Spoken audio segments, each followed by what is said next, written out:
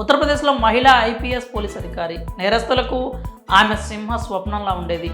ఆమె పేరు చెబితే గూండాలకు రౌడీలకు వెన్నులో వణుకు పుట్టేది. అందుకే ఆమెను అభిమానులు లేడీ సింగం అని పిలిచేవారు. డ్యూటీలో ఉంటే ఆమె ఎంతో కఠినంగా ఉండేవారు. ఎలాంటి పొలిటికల్ ఒత్తిడి వచ్చినా ఏ మాత్రం భయం లేకుండా సొంత నిర్ణయాలు తీసుకుంటారు. సినిమాల్లో చూపించే ఒక పవర్ఫుల్ పోలీస్ ఆఫీసర్ ఎలా ఉంటారో అచ్చం అలాగే ఉంటుంది ఆవిడ.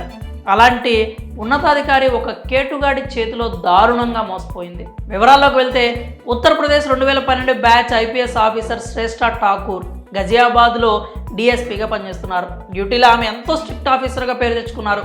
మాఫియా నేరస్తుల విషయంలో యూపీ సర్కార్ తీసుకుంటున్న నిర్ణయాలు ఎలా ఉంటున్నాయో ప్రత్యేకంగా చెప్పనక్కర్లేదు. సీఎం యోగి ఆదిత్యనాథ్ ఇటీవల వరుసగా మాఫియా డాన్లను ఏరిపడేస్తున్న వార్తలు మనం వింటూనే ఉన్నాం. రాష్ట్రంలో నేరాల సంఖ్య తగ్గించేందుకు బుల్డోజర్ చర్యలను కొనసాగిస్తున్నారు.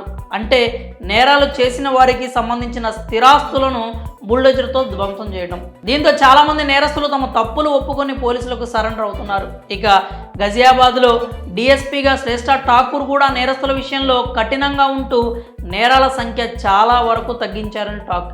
ఎంత గొప్పవారైనా చిన్న చిన్న విషయాల్లో పొరపాటు చేస్తుంటారని అంటారు. శ్రేష్ఠ ఠాకూర్ అంత ఉన్నత విద్యావంతురాలైనప్పటికీ ఓ విచిత్రమైన పరిస్థితిలో కేటుగాడి వలలో చిక్కుకున్నారు. ఓ మ్యాట్రిమోనియల్ వెబ్సైట్లో రోహిత్ రాజ్ అనే వ్యక్తిని చూసి ఇష్టపడ్డారు. తాను 2008 బ్యాచ్కి చెందిన ఐఆర్ఎస్ అని, రాంచీలో డిప్యూటీ కమిషనర్గా విధులు నిర్వహిస్తున్నా అంటూ చెప్పాడు. రోహిత్ రాజ్ చెప్పినవన్నీ నమ్మి శ్రేష్ఠ ఠాకూర్ 2018లో అతన్ని వివాహం చేసుకుంది.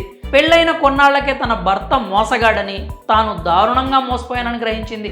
వాస్తవానికి రాంచీలో రోహిత్ రాజ్ అనే ఐఆర్ఎస్ అధికారి ఉన్నారు, కానీ ఆయన శ్రేష్ఠ భర్త కాదు. ఇటీవల రోహిత్ రాజ్ తన భార్య శ్రేష్ఠ పేరు చెప్పుకొని దందాలు చేయడం మొదలుపెట్టాడు.